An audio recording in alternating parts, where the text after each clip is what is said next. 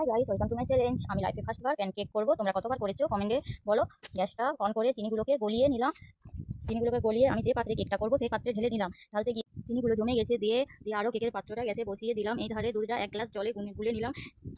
একটা দুধ প্যাকেট নিয়েছি আমি। তোমরা যত বড় কেক করবে সেই রকম দিবে। এই ধারে একটা পাত্রে একটা ডিম ফাটিয়ে নিলাম। তোমরা চাইলে আরও বেশি ডিম দিতে পারো। আমার কাছে এখন একটাই ডিম আছে, তাই আমি একটাই ডিম দিচ্ছি।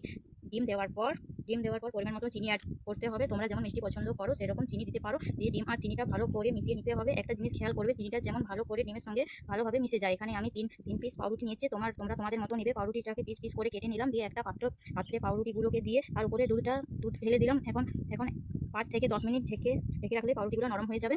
কেকের পাত্রে চিনিটা দেখো ভালোভাবে বসে গেছে।